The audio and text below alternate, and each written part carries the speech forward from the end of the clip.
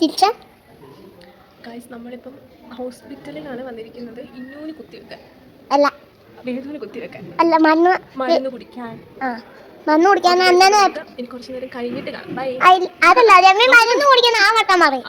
Guys ഇന്നു വേദു മരുന്ന് കുടിക്കാനാണ് വന്നിരിക്കുന്നത്. ആ വർത്തനം പറഞ്ഞു. അങ്ങനെ നമ്മൾ വേദുവിന് വൈറ്റമിൻ മരുന്ന് കൊടുക്കാൻ വേണ്ടിയിട്ടാണ് ഹോസ്പിറ്റലിലോട്ട് വരുന്നത്. രാവിലെ 8:30 ആയപ്പോൾ തന്നെ ചേച്ചി എന്നെ വിളിച്ചിട്ട് പറഞ്ഞു, ഞാൻ ഹോസ്പിറ്റലിലുണ്ട്, നീ വരുന്നുണ്ടോ? ഞാൻ പിന്നെ ഒന്നും നോക്കിയില്ല, കിട്ടിയ ഡ്രസ്സും എടുത്തിട്ട് നേരെ ഹോസ്പിറ്റലിലോട്ട് ഓടി. മുടിയൊക്കെ അങ്ങനെ ഇരിക്കുന്നതിന് എണീറ്റ് പാടെ ഓടിയത് കൊണ്ടാണ്. എൻ്റെ വീടിൻ്റെ അടുത്ത് നിന്ന് കുറച്ച് നടക്കാൻ മാത്രമേ ഉള്ളൂ ഹോസ്പിറ്റലിലോട്ട്.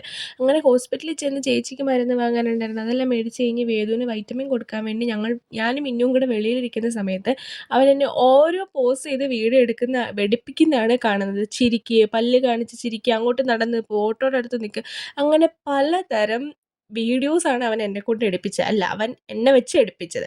അത് കഴിഞ്ഞ് ഞാൻ നേരെ വീട്ടിലോട്ട് പോയി. വീട്ടിൽ ചെന്ന്